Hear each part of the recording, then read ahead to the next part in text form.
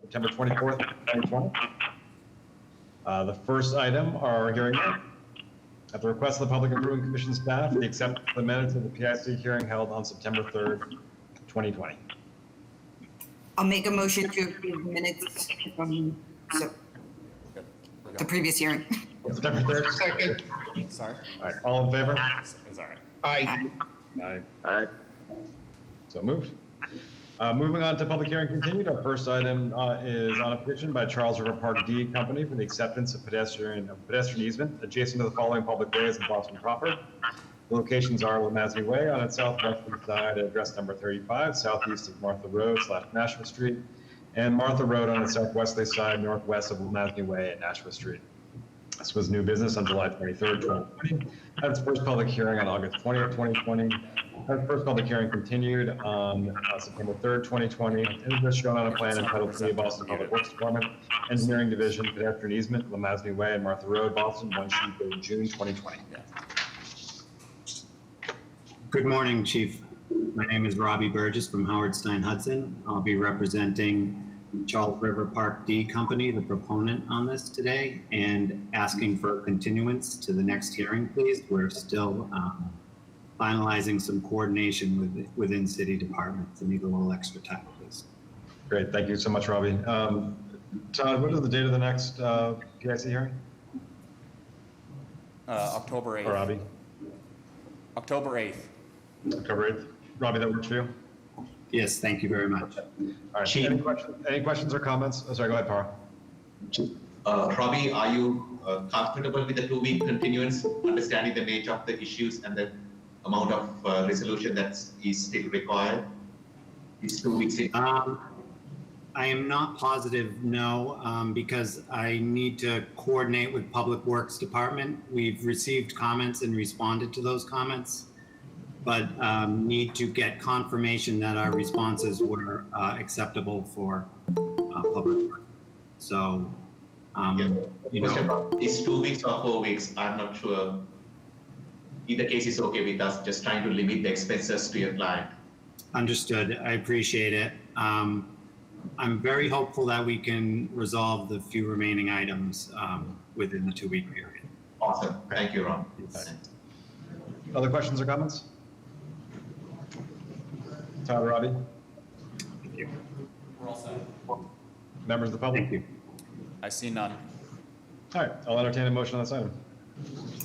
I'll make a motion to continue public hearing continued item number 1 as read into the record by the chair until October 8th. Second.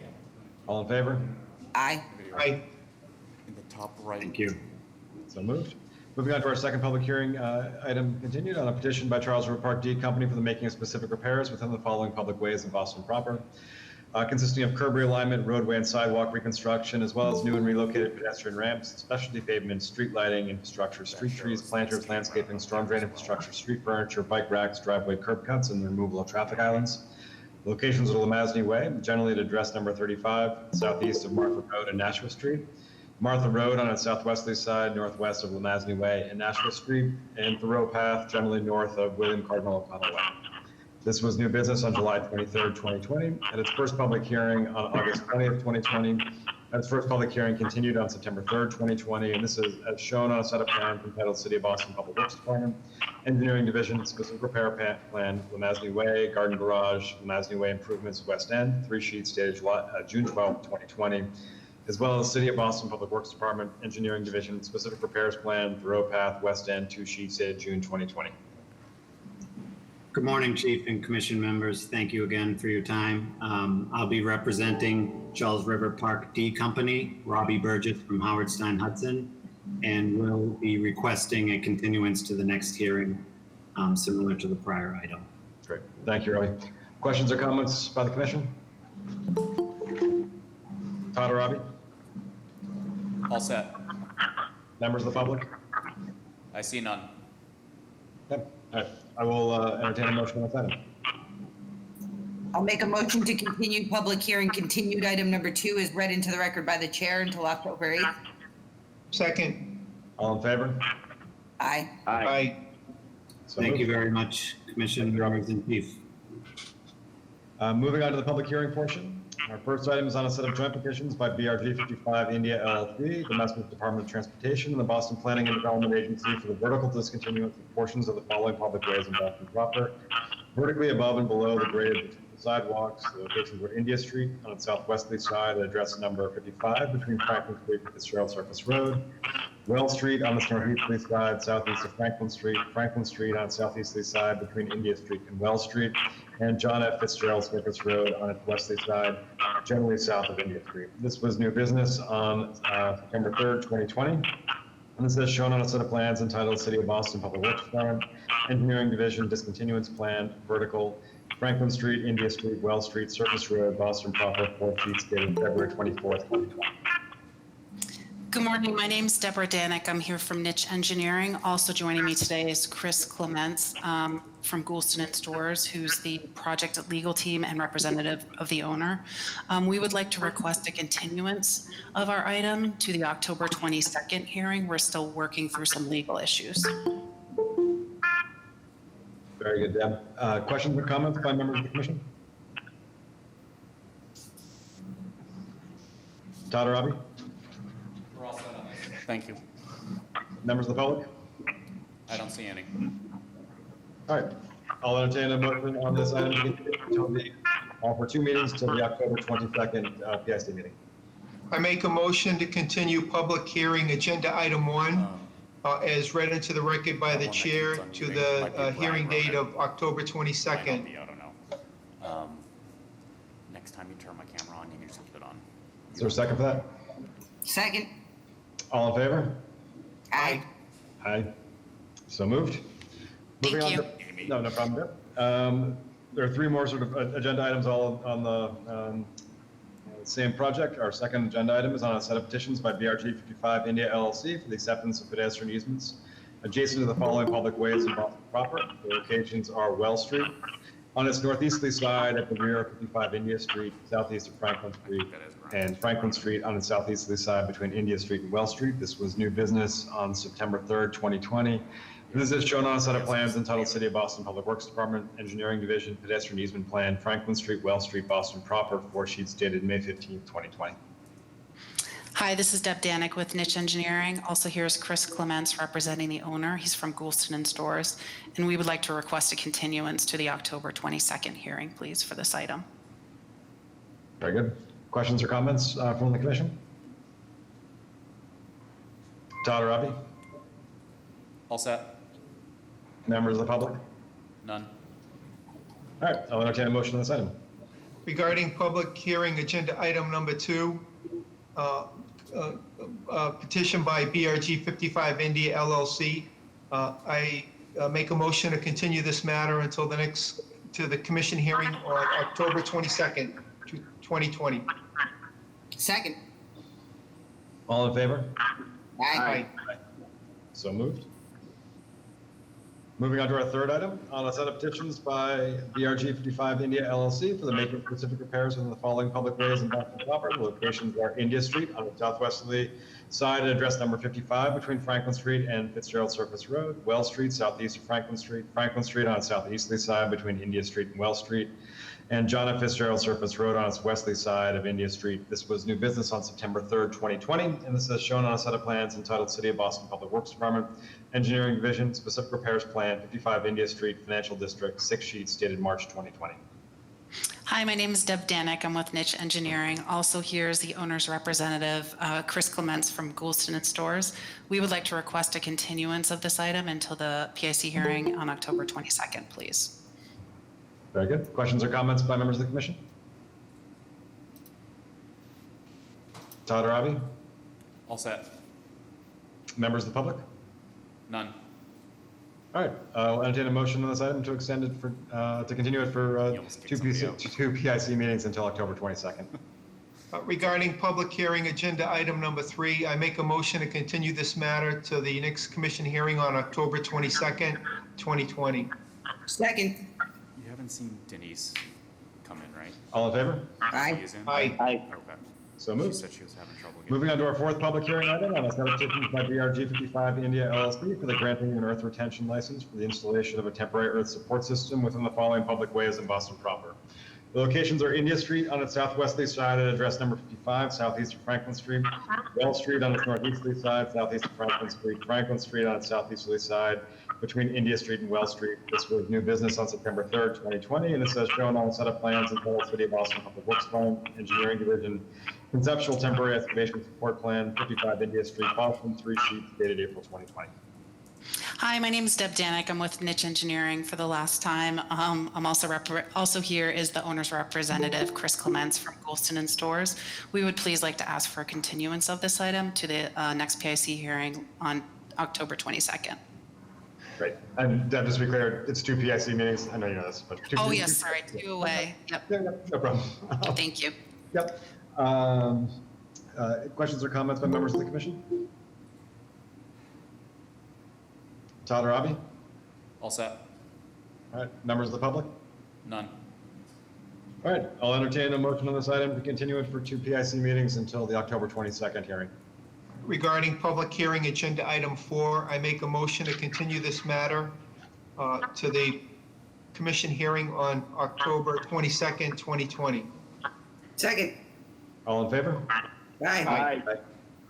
So moved. Deb, Thank you. Chris, thanks so much. Moving on to our 5th item, on a petition by 50 Stedman Street LLC for the widening and relocation of the existing right-of-way lines of Stedman Street, a private way open to public travel in West Roxbury, located on its southeasterly side at address number 50, generally southwest of Brookley Road. This was new business on September 3rd, 2020. This is shown on a plan entitled City of Boston Public Works Department, Engineering Division, Widening and Relocation Plan, 50 Stedman Street, private way, open to public travel, Jamaica Plain, 1 sheet dated July 30th, 2020. Hi, good morning. Anthony Donato from Hancock Associates, representing 50 Stedman Street LLC. If I could take over the, share my screen, please? Absolutely, go for it, Anthony. Okay. He's had trouble with this in the past.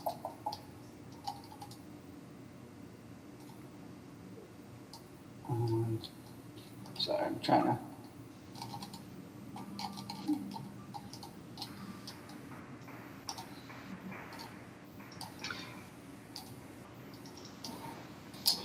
It's not popping up. It should be sort of at the bottom under sort of the present now. Okay, yeah, I found it. Thank you. Sorry for that. So here's a picture of 50 Stedman Street right now. It's a 14,000 square foot lot, and the developer is proposing to install, construct 21 units at 3 levels of housing with garage under. And as part of that, 50 Stedman Street is a private way with public use, and we are proposing the specific repair of this street as shown on this plan. Tony, sorry to interrupt you, but we're just seeing a blank screen here.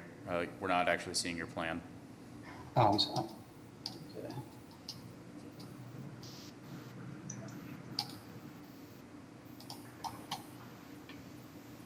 The Google Street View did come up, but the plans did not.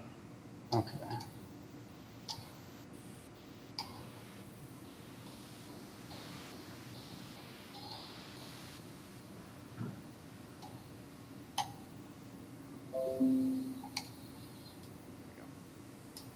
Is that working now? Yes, it's coming through. Okay. Did you see the architectural rendering? Well, we do know that's helpful. And, Okay. and how many units again? Did you say 21? Well, 21 units on 3 levels with garage under. On, a 14,000 square foot lot. And I believe we have addressed all the concerns that we received during the public hearing process. We are proposing to grant a widening location plan on part of the lot is shown in this area in red here. And part of the specific repairs will be constructing the sidewalk along Stedman Street, the southerly side from the intersection of Brookley Road down to the end of our site on the south end as shown. Anthony, right now we are just discussing the widening and relocation, so we will discuss the specific repairs for the next upcoming. So, The functionality of the widening is because you have a 30-foot established right-of-way towards the end of the street, you are widening it, and the reason being, For future, the city plans to take over Stedman Street and make a connection through a lot on.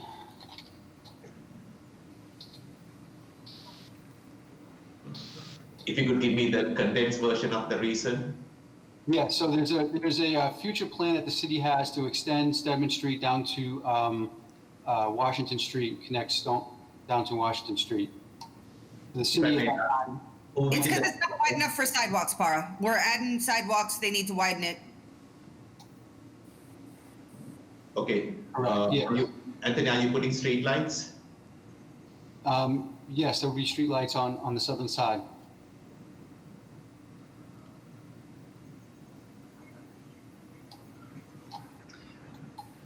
Okay.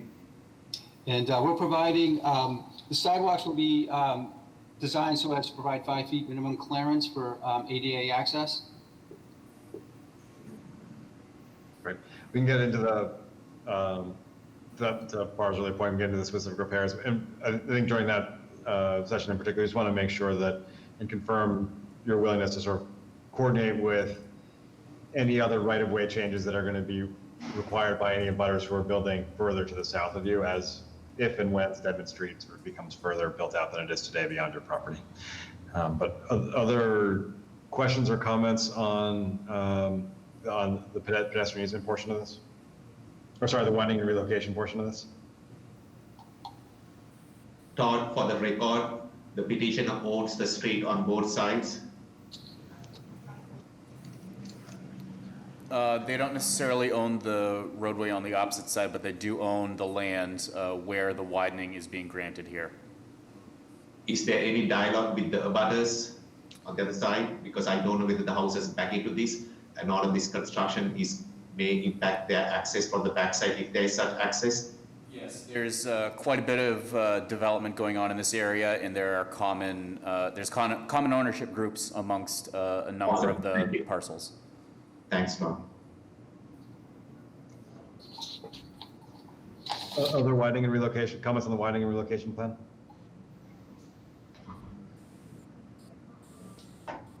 Todd or Robbie? I'm sorry, what was the question? Sorry, any other questions or comments on the widening and relocation? Sorry. Nope. No, I don't see any. No public testimony. Okay. All right, I'll entertain a motion on the widening and relocation plan. I'll make a motion to approve a petition by 50 Stedman Street LLC for the widening and relocation of Stedman Street as read into the record by the chair. Second. All in favor? Aye. Aye. So moved. Moving on to our sixth item on a petition by 50 Stedman Street LLC for the making of specific repairs within the following roadways in West Roxbury, consisting of curb, sidewalk, and roadway reconstruction, as well as new and relocated utility infrastructure and driveway curb cuts. Locations are Stedman Street, private way open to public travel, generally at address number 50 southwest of Brookley Road, and Brookley Road at Stedman Street. This was new business on September 3rd, 2020, and this is shown on a plan entitled City of Boston Public Works Department, Engineering Division, Specific Repairs Plan, 50 Stedman Street, private way, open to public travel, Jamaica Plain, one sheet dated July 30th, 2020. Hi, good morning again. Anthony Donato from Hancock Associates, representing 50 Stedman Street LLC. As I had stated before, it's proposing to demolish the existing garage structure and construct 21 units on 3 levels on a 14,000 square foot lot. And the proposed improvements on Stedman Street, which is a private way open to public travel, consists of constructing a sidewalk from Brookley Road down to the southerly end of our site. And as previously, the prior hearing, the sidewalk will be constructed within the area granted to the city on the southern side.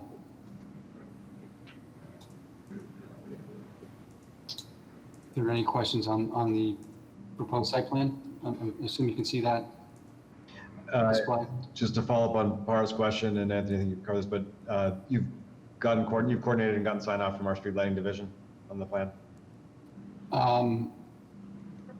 we will work with the developer on the street lighting and the provider, the electric company. We can work with the street lighting department. Since this is a private way, I'm not sure if they've seen this. In terms of sequencing, and this is probably maybe a question for Todd or Avi, what's the right way to ensure that, to the extent that these are lights, if this become lights the city is going to maintain, that it's coordinated with the street lighting division in advance? We can have the project reach back out to the street lighting division to see what they need to do on here. The lights are on private utility poles right now. Being that this is a private way, it's a little bit of a murky situation, but I'll coordinate with street lighting. Great. And then I think the other thing we want to confirm, and Todd, Avi, Para, definitely feel free to correct me on this, but you do have, if I'm not, your parcel is sort of the Stedman and Brookley parcel, sort of like the north, and closer to the edge of Brookley Road, as things sort of, as potential future development occurs, sort of on the left of the plan that you're showing now, to the south of the property exactly. Just want to make sure that you're willing to sort of coordinate with whatever work your abutter will then do to make sure that it's a seamless sort of streetscape and sidewalk continues, and there's just cooperation there. Yes, the developers have agreed to work with the city in earnest on the 76 Stoneleigh project across the way and on 75 7th Street. Great, Anthony, I really appreciate that. Thank you. Other questions or comments on this project? Oh, yes. Hi, Tony. Thanks for taking my call a few minutes ago. Yeah, so I know we had mentioned this a few minutes ago, but so we did have recent correspondence from our legal team that we do want to have an easement before you own and maintain the sewer in the street. So, and I know you had mentioned some other issues with people across the street. So, I think that's something we can probably discuss after the PIC meeting, since it's not specifically related to this plan. Absolutely. This is more related to the Boston Water and BWSC approval. Yes. Yeah. All right, thank you. Thank you.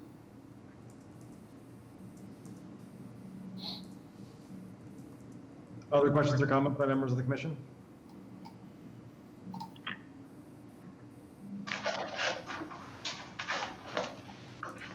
Todd or Avi? I will mention that this plan is likely going to see some very minor updates regarding the sidewalk on the opposite side of the street. Those updates have been requested by the BPDA, and I'll coordinate with Tony on that. Great. Any members of the public? No, I see none. Okay. I will entertain then a motion on this item. I'll make a motion to approve a petition by 50 Stedman Street LLC for the making of specific repairs within Stedman Street and Brookley Road, contingent upon final easements with the Boston Water and Sewer Department. Second. All in favor? Aye. Aye. Aye. So moved. I'm going to be passing the gavel, so to speak, over to Para to chair the next portions of the meeting. I need to step out for a moment, but I will rejoin as soon as I can. And I'll let Para introduce the next public hearing item. Thank you. Thank you, Chris. Next item on the agenda, public hearing number 7 on a petition of Arlington Boylston Realty Trust for the making of specific repairs within the following public ways in Boston proper, consisting of road and sidewalk reconstruction, as well as new and relocated pedestrian ramps, specialty pavement, street lights, street trees, planters, irrigation infrastructure, groundwater recharge infrastructure, borders, and driveway curb cuts. Boylston Street on its southerly side at address number 350 west of Arlington Street. Arlington Street on its westerly side between Boylston Street and Providence Street. Providence Street on its northerly side west of Arlington Street. This was introduced under new business on September 3rd, 2020, as shown on a set of plans entitled City of Boston Public Works Department Engineering Division Specific Repair Plans, 350 Boylston Street, back bay 6 sheets dated August 2020. Good morning, Commissioners. John Schmid with Niche Engineering, representing Arlington Boylston Realty Trust. We're going to ask for a 2-week continuance for this Muting public Brian. hearing 7, as well as public hearing number 8, as we continue to coordinate the design with several city agencies. John, are you of the opinion 2 weeks is sufficient? Yes, 2 weeks, we'll be ready in 2 weeks, absolutely. Excellent. Can I hear a motion to continue public hearing number 7 for 2 weeks? I'll make a motion to continue public hearing item number 7 is read into the record by the chair until October 8th. Second. All in favor? Aye. Aye. Motion passes. Public hearing number 8 on a petition of Arlington Boylston Realty Trust for the granting of a protection license for the installation of canopies and awnings over portions of the sidewalks within the following public ways in North proper. Boylston Street on its southerly side at address number 350 west of Arlington Street. Arlington Street on its westerly side between Boylston Street and Providence Street. Providence Street on its northerly side west of Arlington Street. Introduced under new business on September 3rd, 2020, as shown on a set of plans entitled City of Boston Public Works Department Engineering Division Canopy License Plan 350 Boylston Street, Backbay, 3 sheets dated August 2020. Good morning, John Schmid with Niche Engineering, here on behalf of Arlington Boylston Realty Trust. We are requesting a 2-week continuance for this petition as well, as we address and continue some coordination with city agencies. Thank you, John. Motion? Regarding public hearing, agenda item 8, I make a motion to continue this matter to the next commission hearing on October 8th, 2020. Second. All in favor? Aye. Motion passes. Thank you, John. Thank you. Move on to public hearing number 9 on a petition of TC Systems for a grant of location with lead company status and no participants who can install new telecommunication conduits with City Shadow within the following public ways in East Boston: Saratoga Street, generally between Bennington Street and Ipswich Street, as well as southeast of Barnes Avenue, 4th Street, northeast of Saratoga Street. Introduced under new business on September 3rd, 2020, as shown on a set of plans entitled City of Boston Public Works Department Engineering Division Grant of Location, TC Systems Inc. Proposed conduit placement plans, Saratoga and 4th Street, East Boston, 5 feet, dated July 2020. Yeah, good morning. This is Chris Murray with the GMR Group, representing TC Systems, looking for a grant location on 4th Street and Saratoga Street. There will be City Shadow included in the project. The project is mostly microtrench, and there were no participants in this segment. Chris, for the purpose of a public record, do you have a set of plans that you can share with us? Yes, I do. If you could be ever so kind to do that.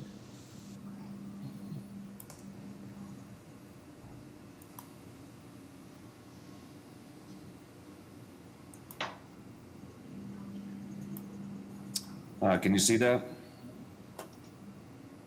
Not quite, Chris. At least I'm not seeing anything other than you.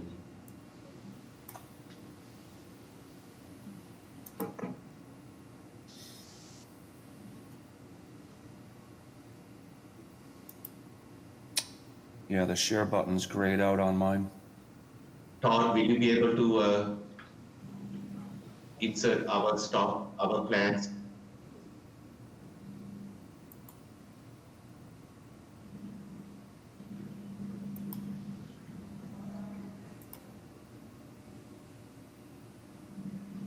Excellent. Mr. Murray, if you could speak to what is being shown on the screen. Yep. If you'd go to sheet 3.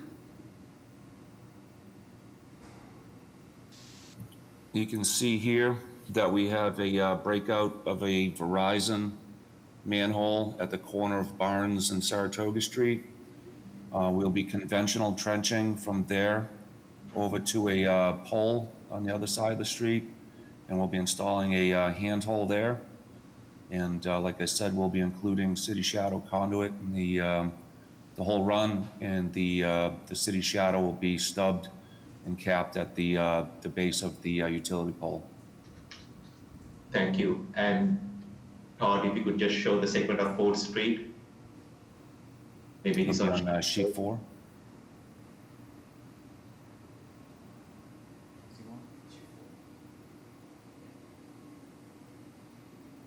So if you'd go down to the bottom right,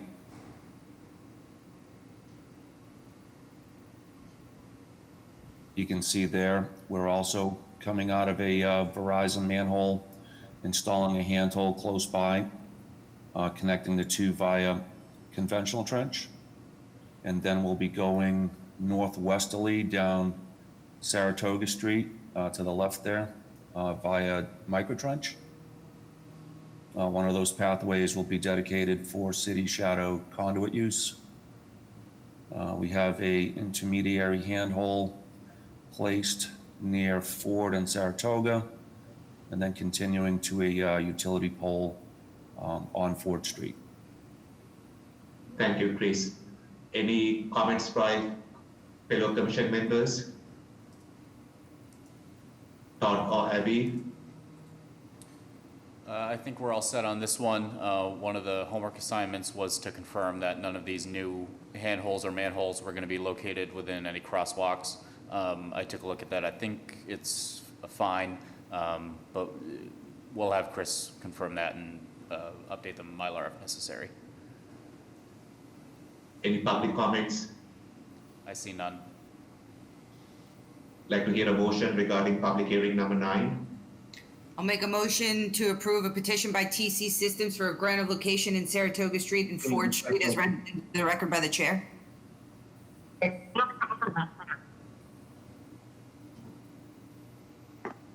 Amy, did we hear a second? Yeah, I think you got a second. All in favor? Aye. Aye. Motion passes. Next item on the agenda, public hearing number 10 on a petition by TC Systems for a grant of location with lead company status and no participants to install new telecommunication conduits with City Shadow within the following public ways in East Boston: St. Andrew Road between Telegram Street and Lillian Street, Telegram Street southwest of St. Andrew Road. Introduced under new business on September 3rd, 2020, as shown on a set of plans entitled City of Boston Public Works Department Engineering Division Grant of Location Plan TC Systems Inc. Proposed concrete placement plan St. Andrews Road East Boston 4 sheets dated February 2020. Mr. Murray. Hi again, Chris Murray with the Jim Murray Group representing TC Systems. Looking for a grant location on Telegram Street and St. Andrews Road. If you go to, there you go. At the bottom right, we are coming off of a utility pole and installing a handhold next to it. There'll be a city shadow conduit between the two, 4-inch pipe, or I think 2-inch pipe in this case. We'll micro trench to the intersection of Telegram and St. Andrews, where we'll place another handhole, and then continue micro trenching along St. Andrews Road to connect into an extranet handhole that's existing. Thank you, Chris. Comments, questions by commission members? TIC staff, Todd or Abby? Comments from the public? I see none. Like to give a motion regarding PH number 10? I'll make a motion to approve petition by TH Systems for a grant of location in St. Andrew Road and Telegram Street as read into the record by the chair. Second. All in favor? Aye. Aye. Motion passes. Thank you, Mr. Murray. All right, thank you all. Our segment of today's agenda. Now moving towards new business items. New business item number 1, Marginal Road, Boston proper. Vertical discontinuances, specific repairs on a set of petitions by the City of Boston Public Facilities Department. Yes, thank you very much, Commission members. My name is Rowan McNulty. I'm a Senior Project Manager with the City of Boston Public Facilities Department. I'd like to request permission to share my screen. Go ahead, Ron. Thank you.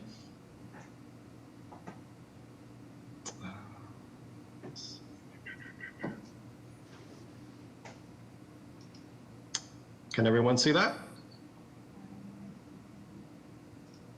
Yes. Great, thank you.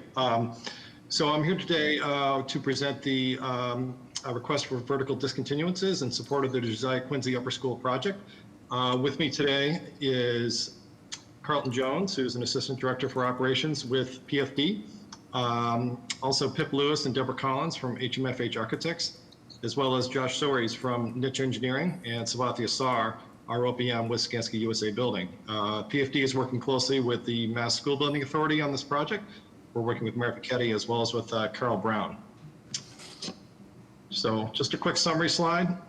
So the Josiah Quincy Upper School, the new Josiah Quincy Upper School building will be built at 900 Washington Street in the Chinatown neighborhood of Boston. This aerial here shows at the bottom right the location of the new school. It's going to be situated at the location of the existing precast concrete modular buildings, which currently house the 6th and 7th grades of the JQUS, as well as the Boston Chinese Evangelical Church. And the new location will be directly across from the Josiah Quincy Elementary School. The next slide, just an overview of our project schedule. We intend to begin construction in a little less than a year from now. And with swing space, we intend to move the existing 6th and 7th graders currently located at 900 Washington Street to the existing JQUS building on Arlington Street. And when that portion of the project is completed, we will then begin construction on the new JQUS building. The new JQUS building will be a 6-story, 650 student school housing 6th through 12th graders in support of Boston Public Schools. So we expect to start construction in June of next year of 2021, and we expect the new building to be complete for the start of the 2024-2025 school year. Just a little bit of a schedule detail to try and explain a little bit of the sequencing as to why we're appearing at the PIC when we are. We've been working to date up through feasibility study with the MSBA. And we just submitted the schematic design to the MSBA as well of the building. And so we are now beginning what they call the design development or the detailed design phase of the project.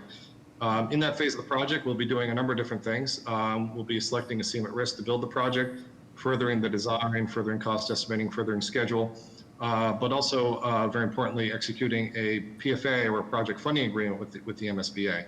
The PFA is estimated at this point to be reimbursing up to $50 million towards the cost of the project to the city. The overall project cost right now is at $193 million. So right now, you can see on the screen a rendering of the new building. This view is looking northeast.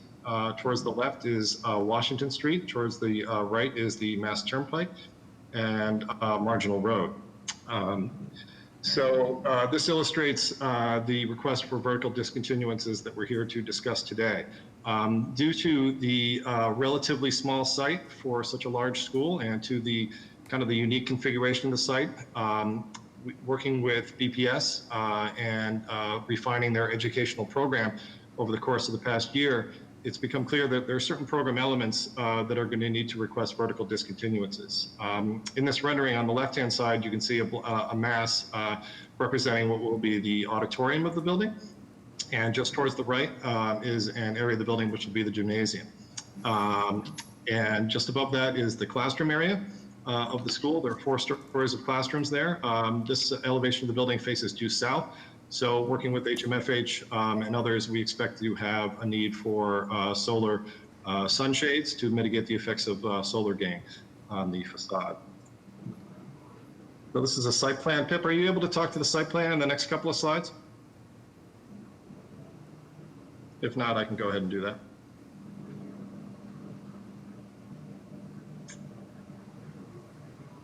Okay, that's okay. I'll go ahead and continue.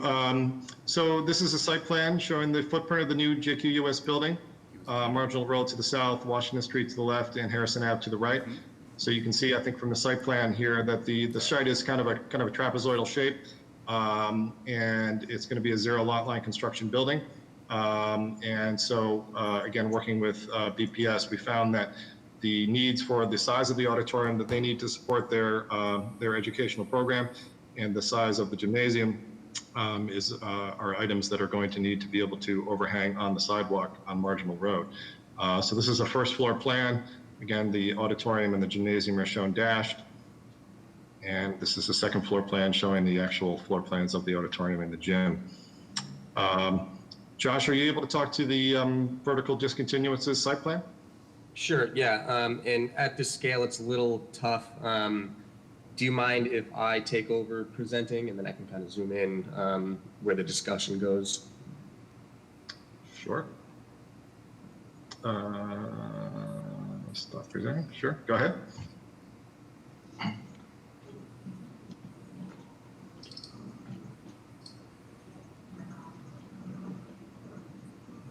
Okay. And can everyone see this? Yes. Great. Okay. So again, just to be able to zoom in here a little bit, as Ron had mentioned, the two largest discontinuance areas are for the auditorium and for the gymnasium, and then right adjacent, abutting the building, is the sunshade on the southern face. So with that, the largest building overhang for Area A, it extends approximately 22 feet above the right-of-way, all the way to a height of about 45 feet high. Whereas this vertical discontinuance area over here for the gymnasium, that's approximately 17 feet high above the existing surface of the right-of-way, and extends 43 feet high as well. So with that, taking into account the width of these overhangs and obviously its relationship to the marginal road right-of-way, we obviously felt it necessary to coordinate with BTD as far as relocating the curb to obviously eliminate the overhang within the vehicular right-of-way. So through some initial coordination, and please correct me if I'm wrong, Roan, and Pip and Amy, I wasn't privy to all those conversations, but the initial approach was to provide some traffic calming within Marginal Road and reduce the width from the existing width of 38 feet to what is shown at, I believe, 33 feet, which basically would allow us to maintain at its narrowest point just a 0.6 foot gap between the edge of the proposed overhang and the new curb realignment. If I can step in, because I finally found my unmute button. Sorry about that.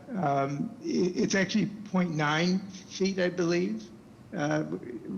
Joshua, are you looking at that upside down, perhaps? Yes, that's correct. Yeah, okay. And we're not really introducing traffic calming except to the extent that narrowing the road will tend to, there's a single lane of traffic that goes through at the moment. And the idea is that narrowing the width of that single lane will tend to slow traffic down as it goes past the public school. All right, so I think that there's an aspect here, we're still working on where this curb line might land and what your streetscape will look like, but this is an order of operations things, right? You're overhanging, we need you to overhang the sidewalk, you gotta move the curb out to overhang the sidewalk. We agree that this is a solid stab at where this curb will land. I know that we're continuing conversations about whether the bike facilities are up or down or all that other stuff, which it can come in the future when you have your actual specific repair plans. But we agree that this represents a reasonable curb location and keeps your building over the sidewalk and not over the roadway. Yeah, thanks so much, Amy. I appreciate that.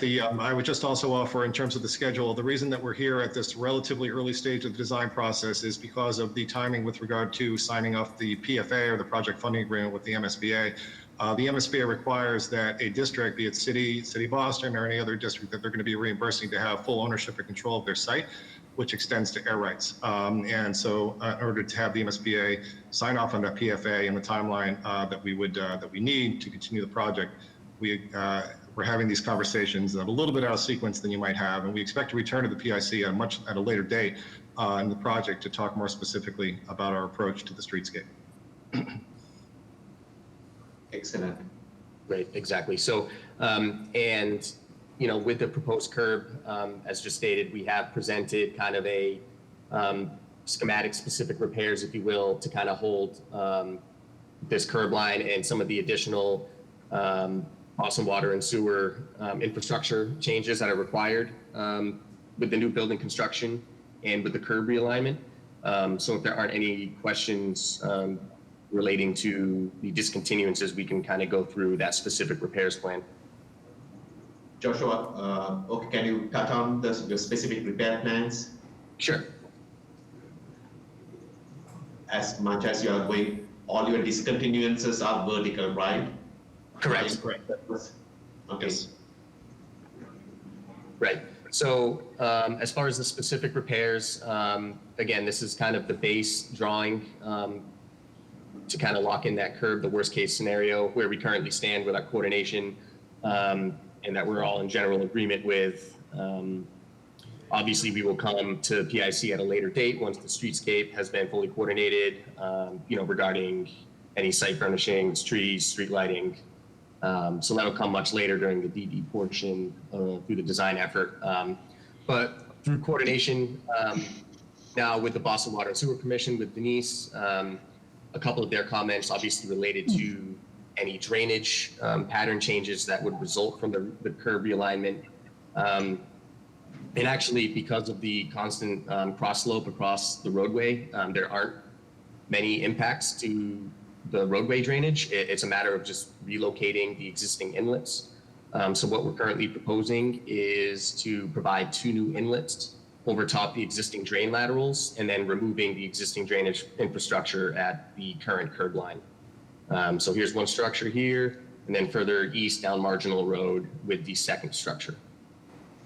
Another comment from Denise was in relation to the foundation of the new building in relation to this sewer with a large diameter 24-inch sewer main. So what we're proposing is to provide a couple doghouse manholes and just realign this sewer to be located outside of the structural footings of the new building. And also, again, with the new curb line, there is a portion on the south side of Marginal Road. I don't think we necessarily touched upon it, that will be reconstructed as well. Mr. McNulty, absolutely exciting project, and I commend you for all the hard work which you have done to bring this to this point in time. Just trying to match your timelines with the next PIC action.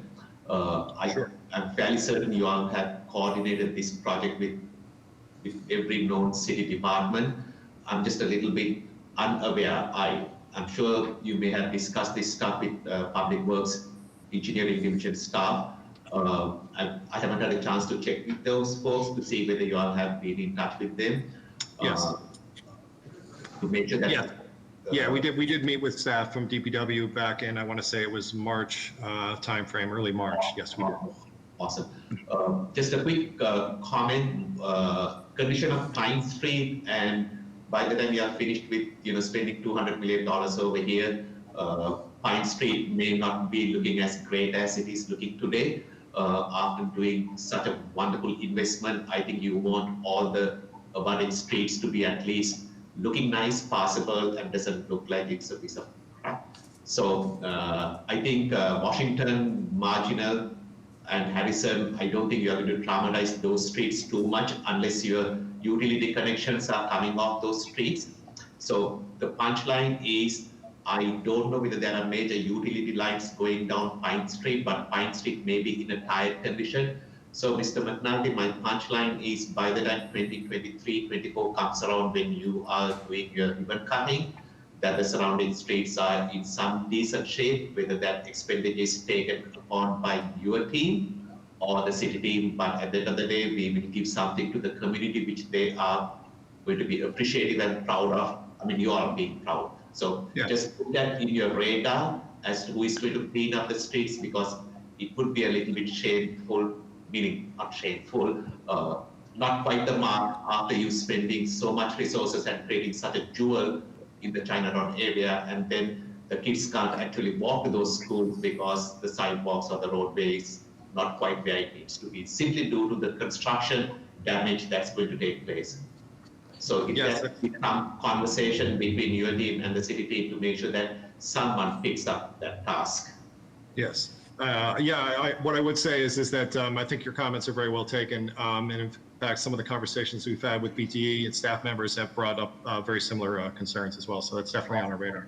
So let's just close the loop before the public hearing so that we are all on the same page, especially since the final action is a few years away. Sometimes people's memory may not be quite where it is. And it'd be nice to have those things on record.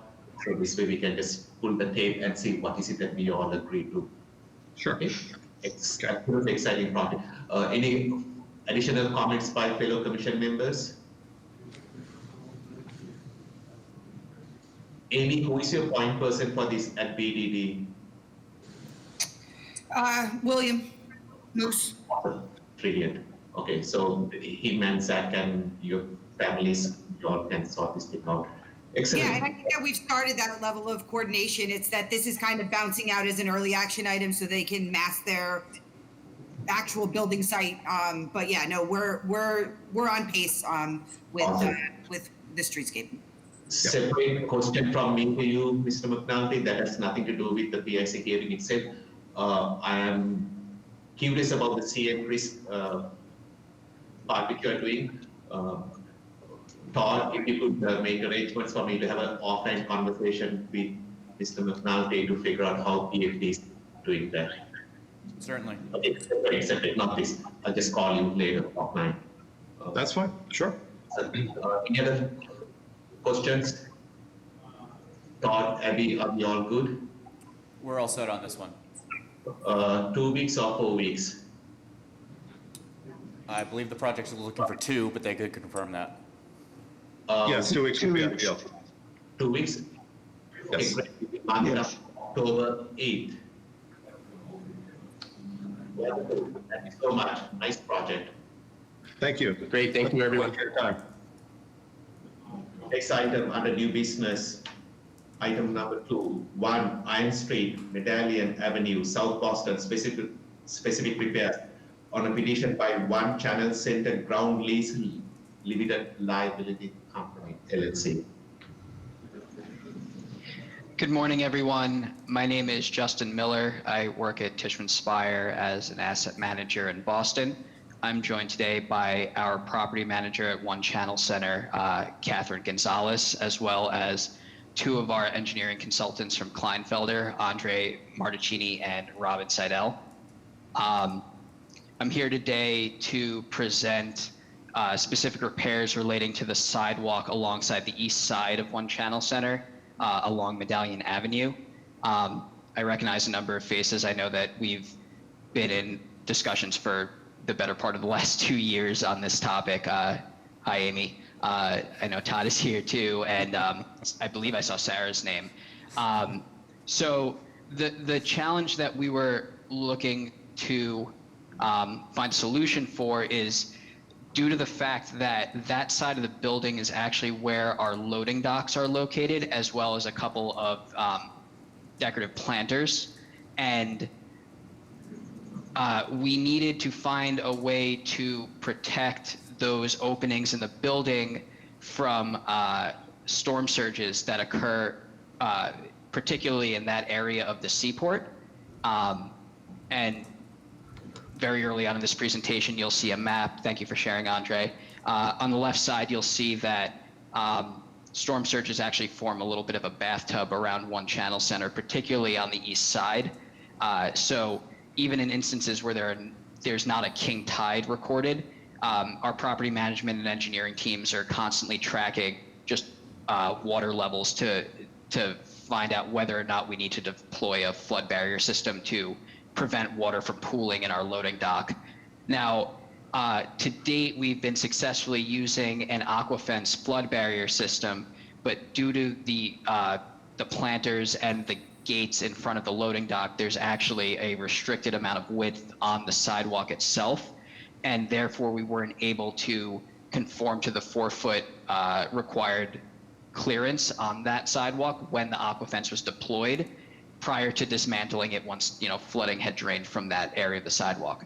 So what Kleinfelder has studied and what we've successfully planned is the use of a new temporary flood barrier system slot-in system that would more closely sit adjacent to the facade of the building so as to hug the planters and the gates and allow for a 4-foot clearance throughout the entirety of that sidewalk, which would prevent us from having to close it in the events of flooding, and just comply with city guidelines. With that, and I will hand it over to the experts to actually describe the system in more detail and the scope of work and how it works. So I will hand it over to Andre. Thank you, Justin. Can you hear me, everybody? Yes. Good.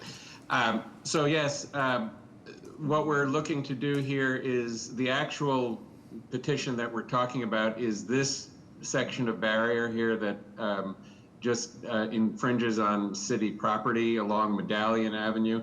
These other green are the aquafence, which are on the building property, and so those are separate. All of the, as Justin mentioned, the main issue why we changed from the aquafence along Medallion was because of clearance issues. So we now maintain a minimum of 4 feet between any obstruction and the edge of the barrier. And just blowing it up a little bit here, if the red line is basically where the barrier goes, it goes right outside. There's a little planter area here. It hooks up to the wall, which is over here. It comes along, and then at the other end, it kind of comes in and makes a little entry back into the wall. So it's basically protecting these doors and other important infrastructure within the building. The barriers will be a series of posts, which will have anchor bolts in the concrete sidewalk.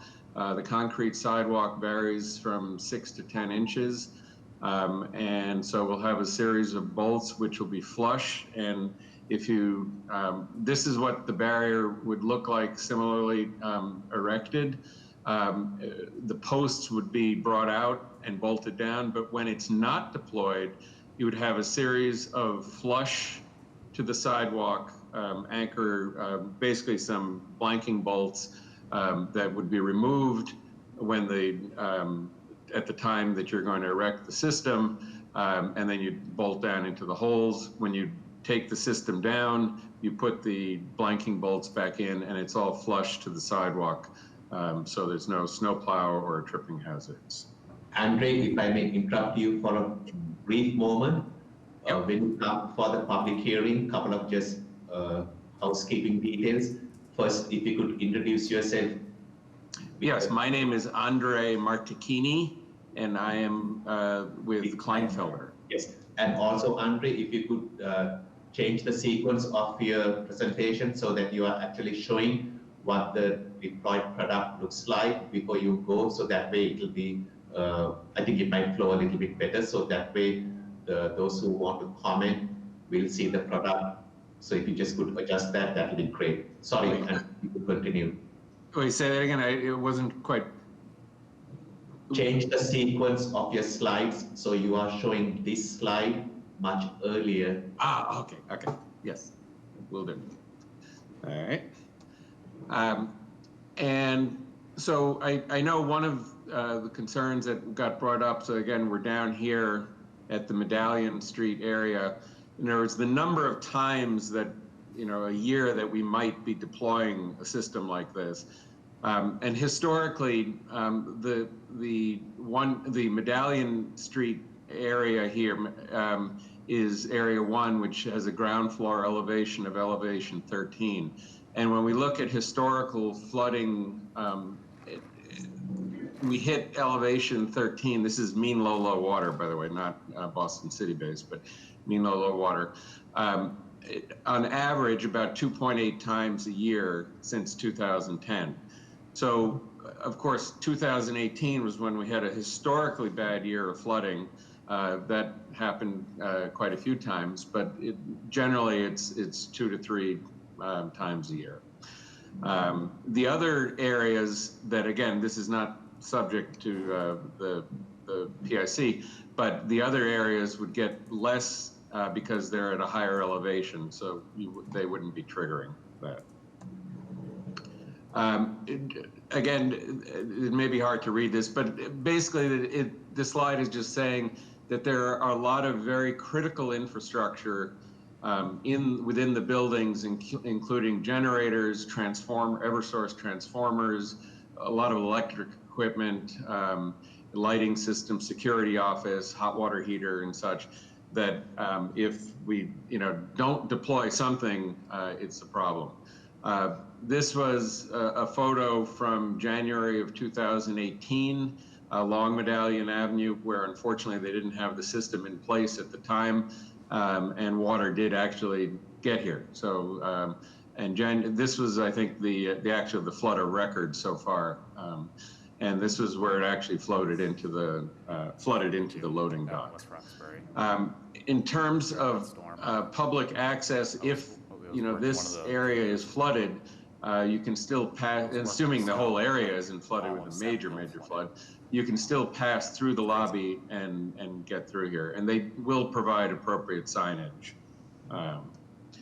And just examples of the signage. And again, this is just more of the public lobby pass-throughs. And I don't know, Justin, if you wanted to talk a little bit about the safety plan and the deployment plan. Sure. So just as a clarification, this building is net leased. It was built to suit when it was developed and delivered in 2014 for State Street Bank. So all emergency evacuation procedures that we work through, in addition to working with the city, we work in close parallel with the tenant. So everything passes through their corporate guidance in addition to making sure it meets our standards as landlord. We're now in the process of updating that plan so that it reflects this new temporary flood barrier system along Medallion Avenue. A lot of those diagrams that were earlier showing what would happen if Medallion Avenue was submerged were set policy because there wasn't enough clearance on that sidewalk, so it was directing pedestrian traffic through the public pass-through of the lobby, which was an intention of the building design when it was made and is fairly standard across that area of the neighborhood in order to just facilitate pedestrian foot traffic as you feed from South Station down Broadway and then up through to the Channel Center neighborhood. So our intention following this, upon PIC's approval, would be to finalize that flood plan and work with the folks at the inspectional department to make sure that we have their blessing on it before we present it to the public. Excellent. Justin, how much conversations are you having with the city specific agencies that are managing the flood management, whether it's the environment department or who else? Are you having those conversations? So I'll defer to the Kleinfelder team on that because they had the majority of those live conversations. But Andre, do you want to speak to those? Yeah, we have talked with I believe it. I didn't do it, so I believe it was with the police and the fire department on it to date. So we'll talk to whoever once we finalize the concept. We'll certainly talk with the emergency management people also. Right. And the intent is to present a complete plan. Part of the reason that we haven't had the full breadth of those discussions is because we needed to finalize what systems were going to be in place. Thank you, Justin. Yeah. Any questions, comments by fellow commission members? I have one. This is Joe Callahan from Property Management.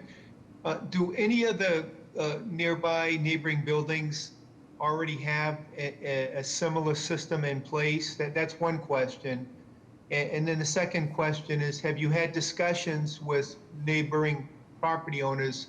Any event you erect this and it works well, I mean, is there a risk that it'll keep your building safe from water but push more water onto the neighboring properties? I would answer that no. There's no, to your second question, there is no risk When you're talking coastal flooding, the amount of sort of area that we're removing from sort of, if you want to call it flood storage, is minimal. And the coastal basically goes to the level of, whatever the coast whatever the water level wants to be. It's a little different, say, than riverine flooding, where, a river, if you start taking away large areas of flood storage, it can start to raise or lower in different areas. So that this coastal flooding does not follow that kind of scenario. And plus, we're taking such minor amounts that it's just inconsequential. And Justin, I'm not sure if I know the answer to the first question. So to answer the first part of the question, yes. And I would say that the acquisitions of temporary flood barriers have become more and more common since the FEMA flood maps have been changed for South Boston, which occurred a few years ago. The map earlier in the presentation will show that this only really applies to a few of the properties along the 100 acres plan. But I know in addition to just the Channel Center neighborhood, this has become common along properties along the waterfront of the north portion of the seaport, as well as other areas in South Boston that are subject to flood risk. Thank you. Any other questions from commission members? TIC staff, Todd or Abby? Our legal counsel has actually just asked that the project confirm who their legal counsel is so that we can begin the necessary LMI drafting. Todd? Sorry. Go ahead, Justin. No, let me follow up on that. We use different counsel for different aspects of this project, so I just want to make sure I identify the right firm. That's fine. Just please let me know in the next few days if you don't mind. Yep, absolutely. Todd, offline comment. Alison from the Environment Department, someone who is managing these flood controls, I'm not sure how much they should comment or whether they need to comment or whether BPDA needs to comment on this stuff. I just don't know. Okay. Looks like they are doing the right thing. Hopefully it is consistent with what the city is looking for. So just separately let me know whether they have checked off all the boxes that supports a project of this nature. Okay. So that being said, we will see you in 2 weeks on October 8th. Is that to your liking, Mr. Miller? Sounds good. Awesome. We will see you in 2 weeks. Thank you. Great. Thank you very much.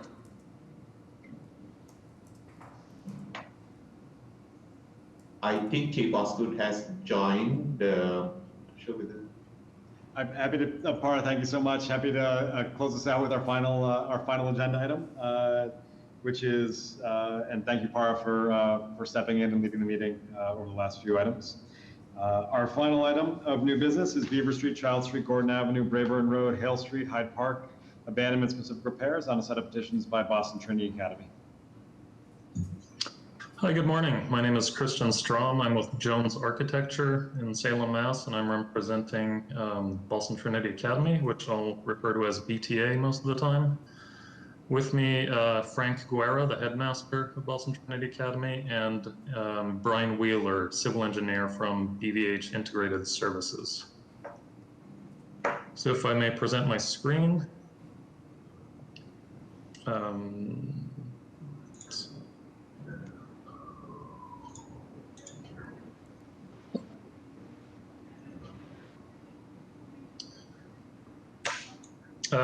So this right here is Boston Trinity Academy, located in Hyde Park. This is an existing parochial school from the 1950s. This green space also belongs to the school, as does this large parking lot, and a green space here with some parking as well.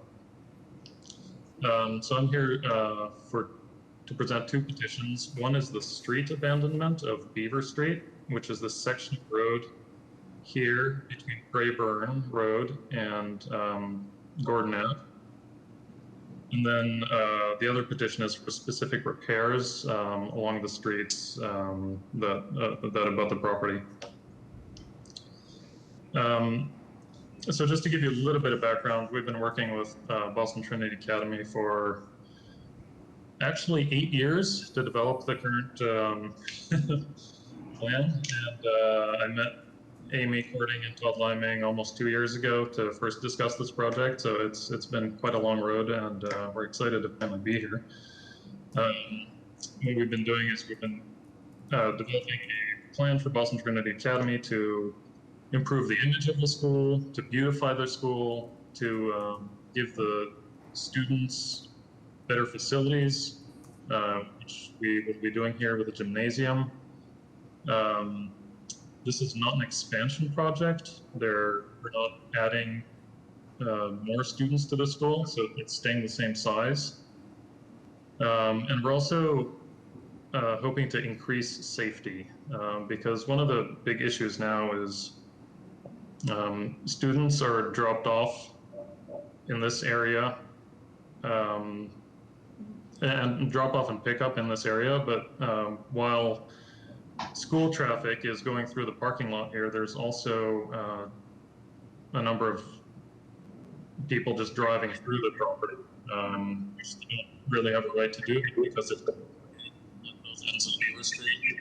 A lot of people use that as a shortcut from either Brayburn or Chestnut Street to get to the parkway. So petition one is to Christian, we're losing your audio a little bit, sort of digitizing. Oh, I'm sorry. There we go. You're back. Well, I was saying, so a big part of this is increasing safety for the students and to prevent cut-through traffic between Brayburn and Gordon Avenue. So that's what our first petition, seeks to do, is to just ensure that this section of the road is private and that nobody is seeking public access there. So just to show you what we're proposing here. Oops, sorry. So here's the new gymnasium we're proposing. And then this is a new, a sort of redone parking lot with more green space, lots of trees planted, and new vehicular entry to the parking lot to prevent those cut-throughs. This is a rendering showing the existing building. The gym is kind of in the background. You can't really, it's obscured by trees. And in the foreground, you'd see new green space where we currently just have a sea of black asphalt.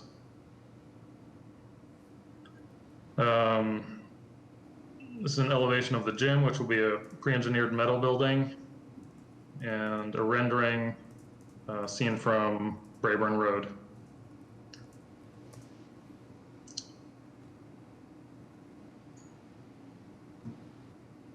This slide is just helping to show what the new traffic pattern here is going to look like, where all traffic is currently following this pink line.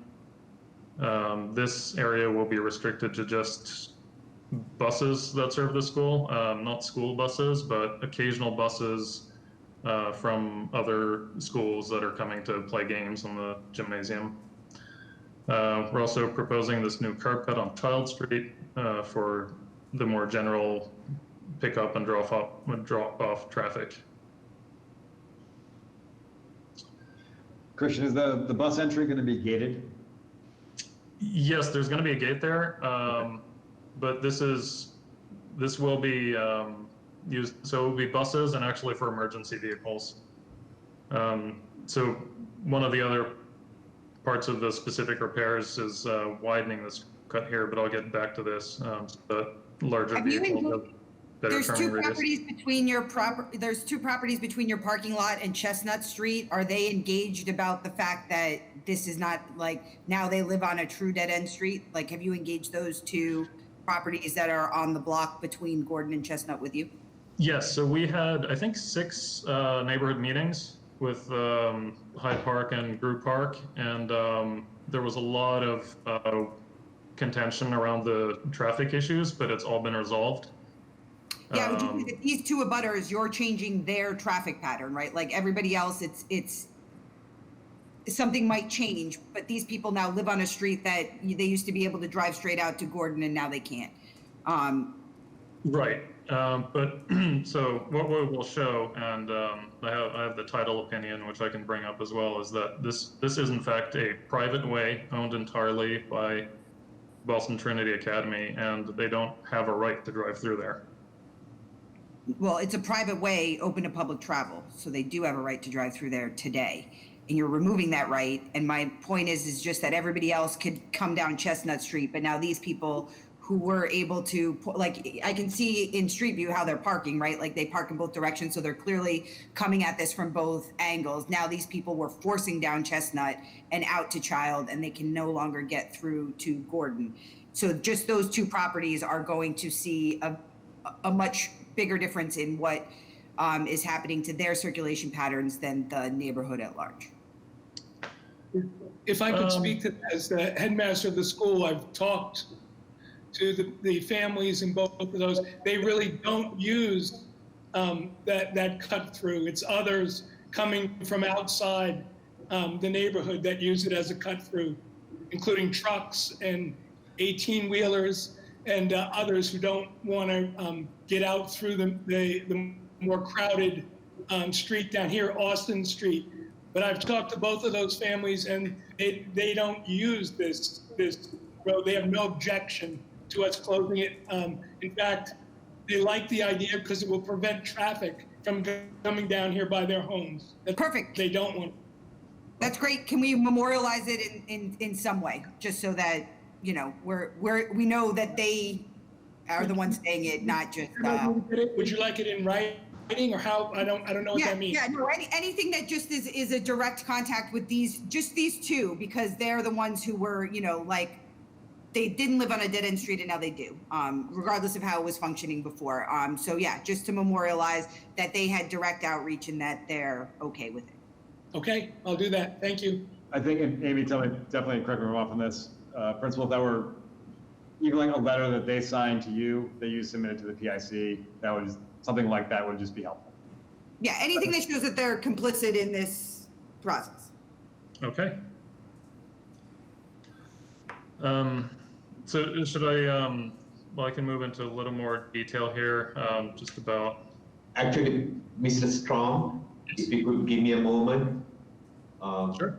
I used to live in this neighborhood just 2 streets from here, and my children have gone to this school, and I'm very familiar with this school and the neighborhood and the history and the legacy this parochial school has and continue to have in the Hyde Park neighborhood. The gymnasium, I believe, is used as a polling, you know, when we have elections, I think. So just want to get some understanding, your construction timeline and how that is going to impact our election cycles. Well, currently there is no gymnasium here. No, I know I used to go and vote with, you know, somewhere in this building, I forget where it is. If the gentleman from the school, just help me to remember, I believe. Yeah, so our area that's been used. If you could just clarify. I'm happy to. So we've used the auditorium here as an election site. It wasn't used formally, but when we built the building, purchased the building in 2006, we began to make this available to the neighborhood, this area in the front, the saucer shape of the building. If you could point that out, Christian, thank you. And there's an entrance right off that the public would use. Now, we have not used that this year at all. The primary on September 1st, we did not provide it, and we will not this November because of COVID-19 concerns. So, you know, our school right now is operating on a hybrid model with some students who have chosen, about 32 students of our 230 have chosen to learn strictly remotely, and the other 198 are divided up into A and B cohorts that come just half the day. So we've completely limited visitors into the building, installed all kinds of physical distancing protocols in the building, 6 feet of physical distancing, which reduces how many people we can put in a classroom. And we currently don't allow any visitors except with certain protocols in place, a negative test being one of them, or there's a few other ways they can get into the building with an appointment. So currently we're not using it. Now after the crisis and life goes back to normal, or exactly how normal it goes back to, we'll reassess all that for opening it to elections again, either in the gym or back in that auditorium space. Thank you, Frank. My next thought pattern, Enneking Parkway is a street that doesn't belong to the city, that is controlled by the Department of that it's a DCR street. And the traffic that comes up Gordon makes a left turn to Enneking Parkway. Sometimes you have morning drop-off traffic, and it can be a little bit challenging. And the statement of how politics is extremely local, I'm sure you know how vocal these neighborhoods are, and I'm very appreciative of the multiple meetings you all have had with the community. It will be useful if the city's mayors of neighborhood services representative could make a statement, or if you could give us something attesting to the fact that you all have had all these meetings, and the neighbors and the neighborhood is receptive and appreciative of the wonderful work you folks are planning to do at this very iconic neighborhood parochial school. Yeah, so we were working with Brian Flynn. Yes. Who was the representative for Hyde Park. And he recently moved to a new job, but so I had requested a formal letter from him that I never received, but he spoke on the school's behalf at our zoning board of appeals meeting in support very strongly. And then I spoke with his successor about getting a formal letter of support, and he said that was kind of atypical, and that he felt that the Board of Appeals decision would be enough for the PIC.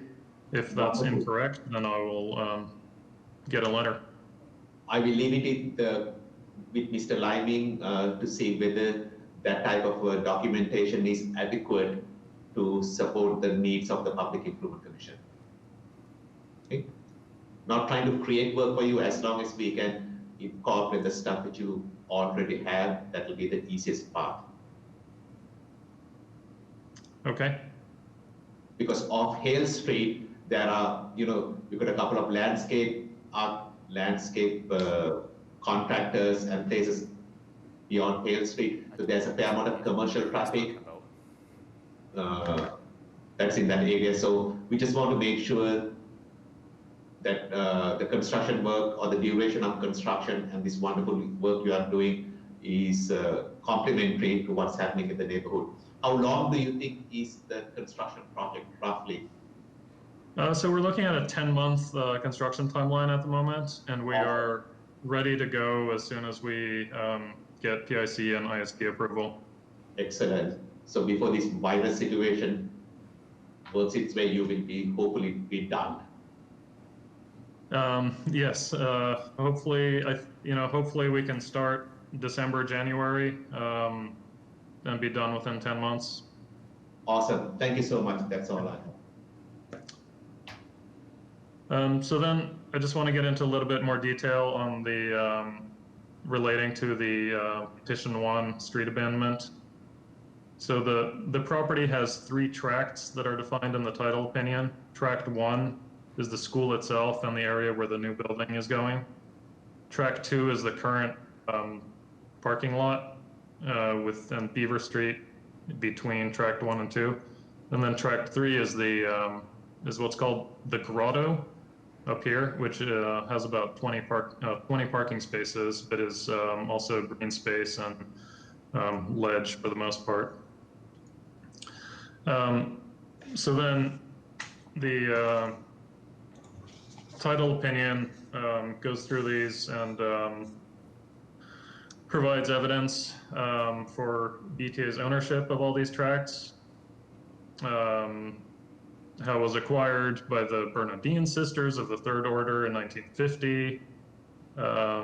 Further down, the release deed in 1957, all the abutters gave up their rights to Beaver Street to the Bernardine sisters, who would later transfer the school to Boston Trinity Academy.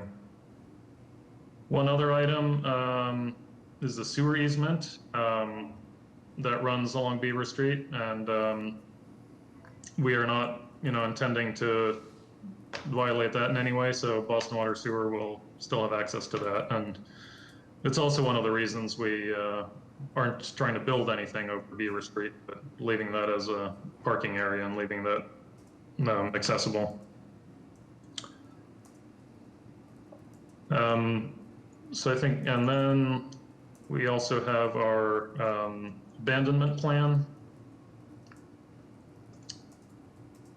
showing the area, and I don't know if I need to speak this specifically or if it's okay to just show this. I don't have any questions on this. Any members of the commission have a question on the abandonment plan? No, it's, You go ahead, Christian. you own it on all 4 sides, other than obviously Gordon Street. I'm sorry, say that again? No, you own it on all 4 sides, obviously, other than Gordon Street, and whatever the utility. So what you need to tell us, Mr. Storm, is what are all the utility easements that are there through that portion of Beaver Street? I don't know, and if they are to be abandoned. So Okay. there could be sewer easements, water easements, electricity, I don't know, because sometimes the way the city lays out, we have these utility easements, and when you abandon that street, you are abandoning not just the surface, but the subsurface. So do let us know. Hopefully Dennis from Board and Sewer can shed some light as to what are there. Yeah, so yeah, there's the sewer easement running here, and then we do have utility poles along Beaver Street as well. We didn't get any objections from the Boston Water Sewer on this or from the utility company, but I can provide more information on that for you.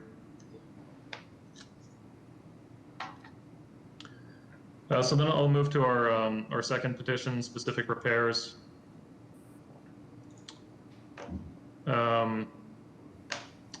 And this is basically on all sides of the school. We're doing a little bit here and there. I'll start on Child Street, where we are proposing a new curb cut, which will be the new access to the parking lot, vehicular entry only. As part of that, we are reconstructing the whole sidewalk along the school property. Currently, it's just an asphaltic sidewalk, but we'll put in a proper concrete one with a granite curb. There's a little bit of surface work needed here to connect to a manhole. Moving to Gordon Avenue, what we're proposing here is really just to widen the existing curb cut radius a little bit, so that to improve the turning radius for larger vehicles, buses and fire trucks. But we would just be basically reconstructing what's there and then putting in a raised pedestrian crossing both there and at the Child Street curb cut. On Brayburn Road, we're making... Christian, just to be clear, sort of raised going across the driveway, not going across Gordon Ave. And same, yeah. Yes. Yeah. So just to comply with accessibility. Okay. And comments from the BPDA. So this is going to look like a driveway instead of a street opening? Yes, the idea is to make it very clear that this is private. So it's more of a, yes, it's more of a driveway than not a street opening, correct? Mr. Straub, you need to really manage the traffic that is going to come off Anakin Parkway, who may want to drop children off into your school, because that's a very complicated, just simply because of the traffic goes through. It is an uncontrolled intersection when you're going from northbound east from Gordon to Anakin. That left turn is that's an unregulated turn. And you just need to make sure that when vehicles coming off Anakin that wants to go into your school are not going to get smacked by the left turning vehicles. Hopefully. Yeah, maybe Frank can speak to this a little bit, but I don't think there are currently any issues with, well, I mean, safety is certainly a concern here in general. So part of what we're proposing is school warning signs, which are kind of lacking here. So there's a series of new school warning signs along both Child Street and Gordon. And that's just to slow traffic down a little bit. This is also a response to abutters' concerns around speeding traffic here. And I think the school can certainly, implement procedures for drop off and pick up and ensuring that kids are not dropped off, say, at this corner where they're in a dangerous intersection. That's a challenging intersection. We just don't want to have any incidents with your kids. No, absolutely. And that certainly a big part of this project is trying to improve safety. Yeah, that's the spot where traffic exits now from the parking lot. So the widening actually will improve that, and parents would never. I mean, you'd have to be a very careless, uncaring parent to drop your child off on Anakin. Cars come, as you say, flying around there, ignoring the stop sign. Actually, often up on Gordon, a police car will park here and then just pull cars over that ignore the stop sign coming out of Anakin and taking a right onto Gordon. So, and we've complained to the police numerous times about the way people come off Anakin. None of our parents would ever drop their child there. They would be dropping him into the danger zone. What they do now is they drive all the way down Gordon, come all the way up Child Street, then the left on the Chestnut, and then in to Brayburn. It's one of the reasons our neighbors love the project that are back in those houses that you talked about, because cars will not be driving by their houses anymore. They'll be coming straight in 200 yards down from the intersection of Child and Gordon. Thank you, Frank.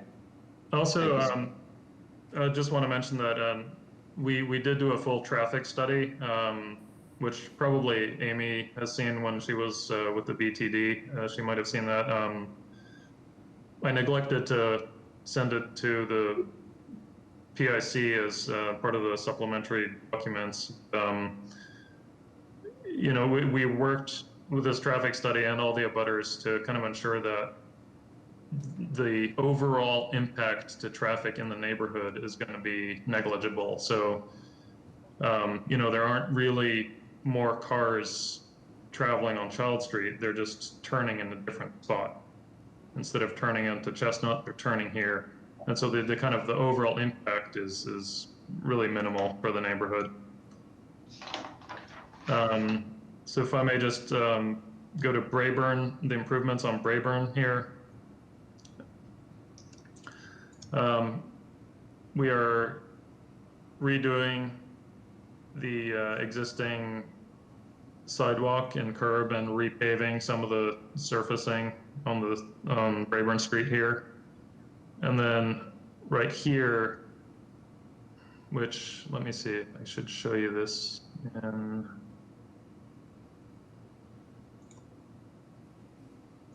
Yeah, I don't quite understand the Hale Street part of your plan and that ramp that appears to go maybe nowhere. Does it have a receiving ramp? What are we doing on It's a parking lot, Amy, on the other side. Yeah, is there a ramp? So this is, yeah, so what we're showing on Hale Street is a new street crossing marking, and then a curb cut or a curb ramp for accessibility. Right, so is there a ramp to receive, right, on the other side of the street here? And so you're putting in a new crosswalk is what you're doing, or you're just putting in ramps with nothing? Yes, well, so the other side is, yeah, I wish it was shown here. The other side, there is no sidewalk on the other side. There is a sort of a ramp into the parking lot over here, and then a couple stairs right there. Let me see if I can go to street view. Right, well, so first of all, like, the ramp on this side can't lead to stairs on the other side, because, you know, that's not accessible. If there's no sidewalk on the other side, that's okay. It still needs an accessible return, right? Like, so we need tactile warning on the other side. But I don't think that the right place for ramps is probably to a spot that has stairs. So there is an ADA parking spot here that's basically on the street. So I think maybe part of the idea was that it would relate to that. Yeah, so I mean, I think that there should probably be some signage. Is this going to be striped as a crosswalk? And there needs to be some reciprocal tactile warning to suggest that you are on the other side of this. And if at any point you expect to have this parking lot be accessible, and this is where we're crossing people, then along with these stairs should be some sort of ramp up into the lot. Understood.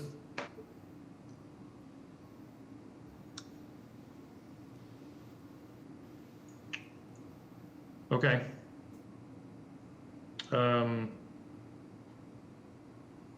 Sorry, so I think that pretty much kind of covers the specific repairs requests, I guess.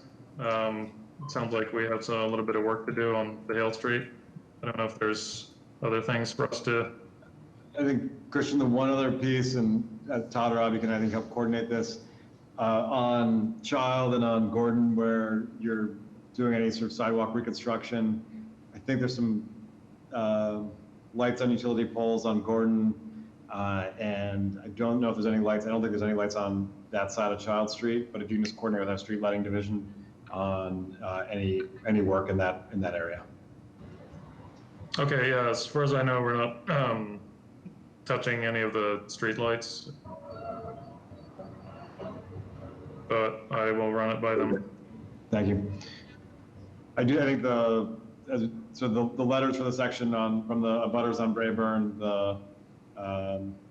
the crossing of Hale, and the street lighting work, I think are all things which we get to cover before new business. Before the public hearing. Okay. In terms of the Hale Street, would we? So I mean, we'd have to work with our civil engineer and landscape architect, presumably, to develop something there. Do I need to go through? Would I just bring the new plan to you, or do I need to send this to the disability commissioner? Honestly, yeah, make Sarah happy. I get that this is kind of a weird spot, but when we have a ramp, we need to have the reciprocal ramp or solution, so that when we have somebody entering, we have to signify that they're now out of the road. But yeah, I think that really it's a little confusing to have a ramp that ends at stairs, as far as what we're really trying to signify here is accessibility. So that's fine. Maybe there should be additional striping at the back of that handicap spot to kind of further define this a little bit better. I think we need to understand if you want to stripe this like a crosswalk or not. I don't know that it needs it or should have it. I think that might be suggesting something else. But I think that, you know, if people can park in here in an accessible way, like I think that there is a way to get out of here otherwise. I think that there should probably be some level of ramp right here to get them up into the parking lot. But if Sarah's happy, I'm happy. Okay, just while we're talking about accessibility, so the main accessibility path to the school is, will actually be from the main parking lot. So we do have these 3 spots that lead to a ramp and an elevator in the building. Just so that's clear as well, and that was approved by the accessibility board. Yeah, no, I mean, we wouldn't yeah, have I'll- gotten that other side if you hadn't introduced the first ramp, but the first ramp triggers the need for the other side. Okay. Understood.